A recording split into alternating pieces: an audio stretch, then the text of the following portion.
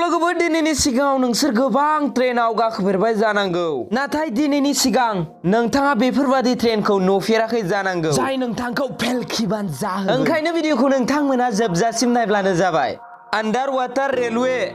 दुबाइआ दायो बे समाव ओरैबादि सानगासिनो जायनि बागै जायखिजाया हादोरानो बेनि बागै सानाखै जाय ट्रान्सपर्टेशन बुहुमाव रिभलिउसन लाबोनो नागिरदों बेयो गोमोथाव जे फैबाय थानाय समाव दुबाइआ ट्रेननि लामाखौ दै सिंजों लांनो नागिरदों थामहिनबा बे ट्रेना दैनि गेजेरजों बारलांना डेस्टिनेशनाव सहैयो जेराव सुबुंफोरा जार्नि खालामनो जोबोर गोसो गुदुं जानानै दं दुबाइआ बेफोरबादि खालामनाया जोंनि बुहुमनाङै बयनिख्रुइबो गिबिसिन जागोन स्वमwnangthaou रेल लोगोफोर बेयो जोंनि बुहुमनि टेक्नोलॉजीनि सबसे बेस्ट उदाहरण जाय ट्रेननि लामा साजों नङा बेयो रेल लामानि सिंजोंसो सालायो जायखौ नुनायाव जोङो गोबां समायना नुयो बेनि लामाखौ ओरैबादि डिजाइन खालामनाय जादों जे जायखौ गोबां खम जायगा बा पाहारफोर ओरैबादि जायगाजों लांनो हायो जेराव नर्मेल ट्रेनफोरा थांनो हाया बे लामाजों बारलांनो हाया बे ट्रेनाव दावबायनाया मोनसे ओरैबादि आलादा गोजोननाय होयो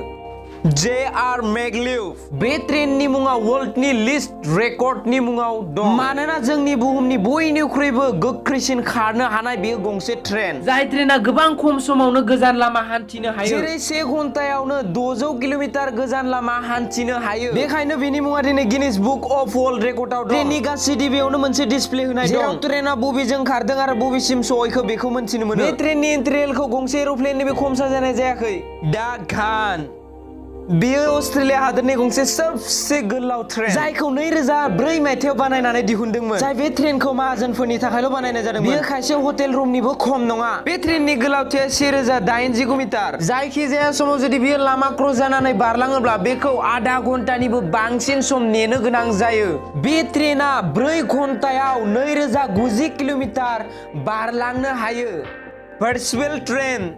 लामाफ्रावथ' जों सानफ्रोमबो सुबुं थाबायनाय आरो गारि गुरा खारनायखौ नुबाय थायो नाथाय बेयो गंसे ओरैबादि ट्रेन जाय ट्रेननि लामायाव नङा गारि खारनाय लामायावसो खारगोन जायखौ चाइनानि जुजाव सिटियाव सालायनाय जागोन बे ट्रेनाव लिथियाम बेटारि फिटिं खालामनाय जागोन जाय ट्रेनखौ जोङो 10 मिनिट चार्ज होयोब्ला 25 किल'मिटार लामा हान्थिनो हागोन बे ट्रेननि मोनसे डिब्बायाव आरामसे 25 जन मानसिया गाखोनानै गोजोननाय लानो हागोन लोगोफोर नोंथांमोना माब्लाबा ट्रेनाव दावबायफेरबाय कमेन्ट बक्सआव नोंथांमोना फोरमायहरनो दाबावखा लोगोफोर आंनिफ्राय मोनसे रिक्वेस्ट लोगोफोर नोंथांमोना बेफोरबायदिनो इन्टारेस्टिं भिडिअ नायबाय थानोब्ला आंनि चेनेलखौ साबस्क्राइब खालामना ला आरो बेल आइकनखौबो थुनानै ला लोगोफोर दिनैनि रिक्वेस्ट